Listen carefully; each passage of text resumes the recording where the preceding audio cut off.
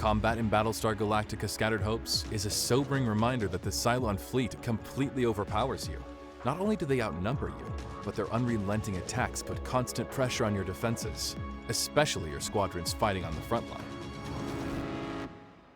A squadron's base specs define its most effective use in combat.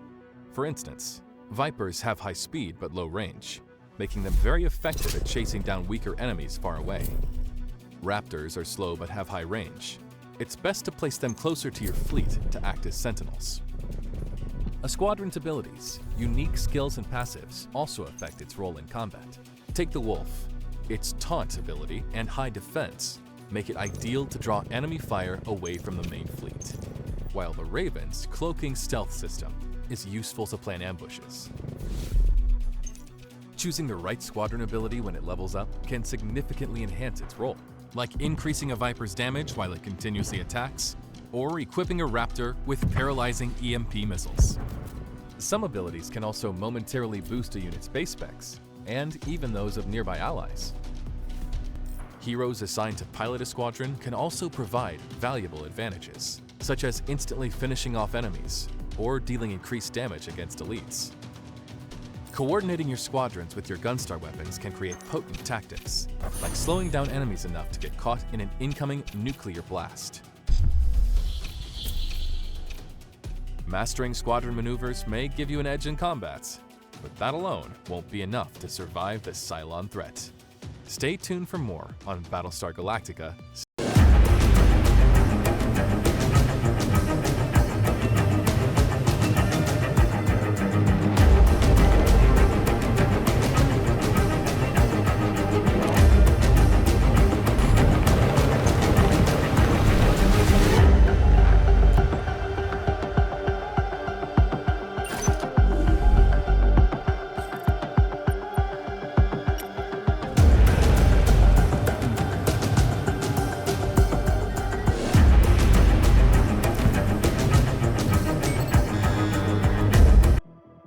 Welcome to Battlestar Galactica Scattered Hopes, a fleet management tactical roguelite set during the Second Cylon War. You command a Gunstar, leading a fleet of survivors escaping the fall of the 12 Colonies, with the Cylon Fleet hunting you relentlessly.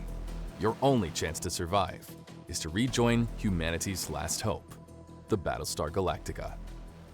In this gameplay overview video, we'll take a detailed look at the game's major systems and how they shape the unique trajectory of your runs.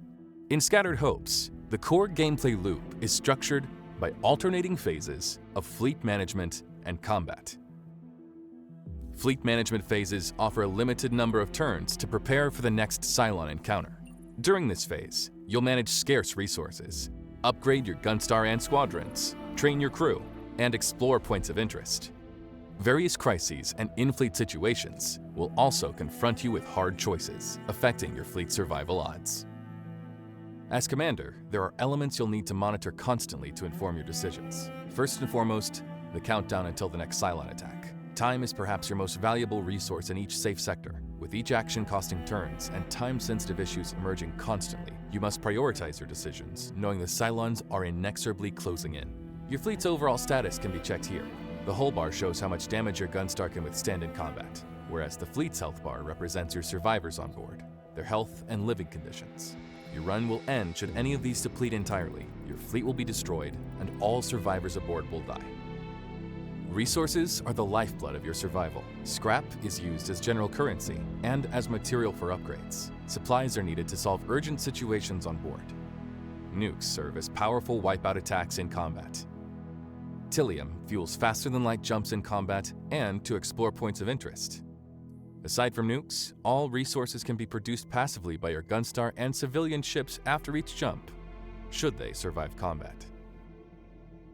You won't be alone in this perilous mission to rejoin the Galactica. You can rely on your heroes, officers, and high-profile crew members that you can trust with important missions in and out of combat.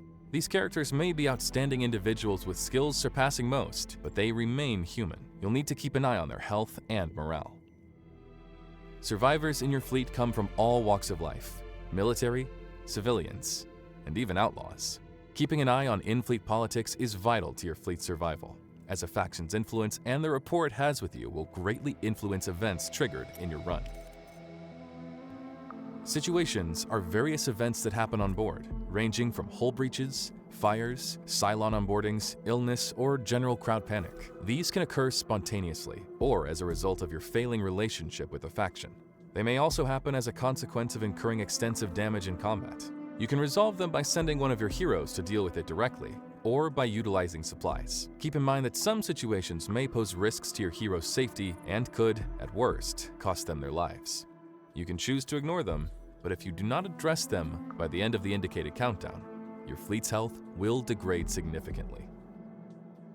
At some point, you'll discover that some of these situations are actually a result of sabotage from an infiltrated Cylon. Nobody can be trusted, and you'll need to unmask the imposter through a dedicated investigation. Crises are more complex events that will require you to step directly into the Combat Information Center. After listening to the briefing, you will be offered two choices on how to address the issue.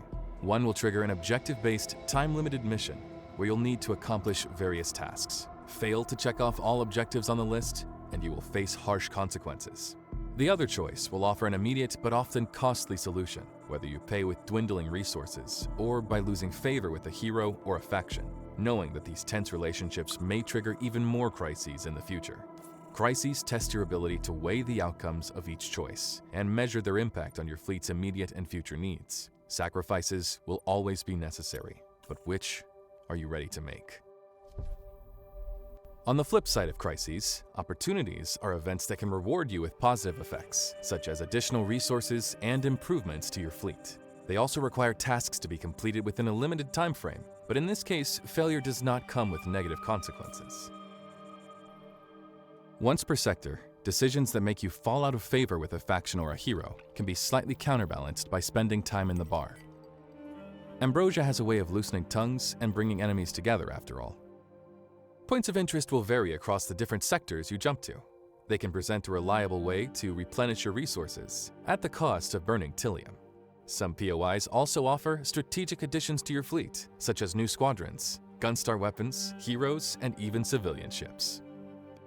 By sending heroes to explore POIs and solve situations, they will gain experience and acquire traits. These can facilitate their missions within the fleet, such as increasing the rarity of POI rewards, or unlock new skills, such as manning Gunstar weapons and piloting squadrons. Squadrons are your first line of defense and will brave enemy fire repeatedly. Here in the hangar, you can oversee their repairs, assign a designated pilot, and choose their next upgrade. Squadron perks.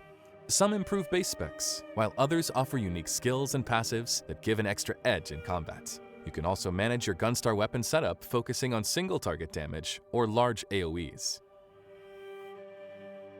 Given sufficient scrap, your R&D department can work on meaningful upgrades to your fleet, such as strengthening the hull of your Gunstar and expanding your squadron and weapon slots. They can also work on upgrades specific to your Gunstar model. Fleet upgrades can also come from auxiliary systems, which offer permanent buffs to both management and combat actions.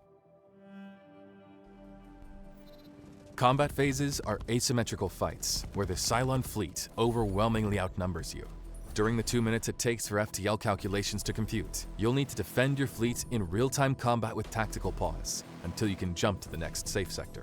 You likely won't get away from these fights unscathed, and will need to deal with damage sustained in the next fleet management phase. During the deployment phase, you'll need to determine the optimal squadron and Gunstar loadout for this encounter. Thankfully, the Dratus system will show you a preview of the enemies as they spawn. Combat is in real time, and you'll need to command multiple squadron units and weapons at once.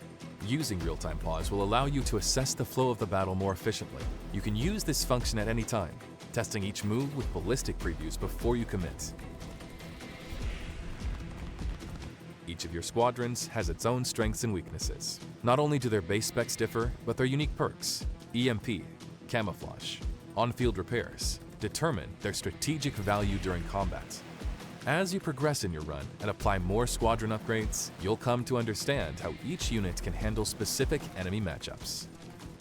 Gunstars have different starting weapons according to your starting fleet, but you may acquire any type of weapon during your run. Some of them are activated manually with a targeting system, such as nukes and missiles. Others are activated automatically with areas of effect surrounding your fleet with automatic targeting. Cooldowns can be lowered with hero traits and auxiliary systems. Enemy units you encounter will be varied, attacking you at close or long range. Some may have special effects and buff their allies. You will also need to defend your fleet against the main ship, which can also use devastating weapons against your fleet. Once the FTL calculations are finally complete, you will need to recall your squadrons before you jump. If the situation calls for it, you can order an emergency jump at the cost of extra Tilium and leaving fighters behind. Should you survive the encounter, you'll be able to choose a reward, which varies between extra resources and blessings that cancel out negative consequences in the following management phase. Regardless of if you succeed in rejoining the Galactica, you will gain a resource you can invest in meta upgrades: faith. Enough of it, and you can drastically improve the survival odds of your next fleet by giving it a head start with extra resources, or upgrading the overall rarity of hero traits and squadron perks it will be offered.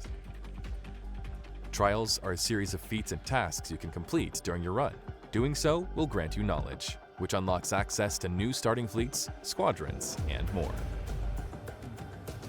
This gameplay overview video barely scratches the depth of Scattered Hope's systems. Stay tuned for more deep dive content.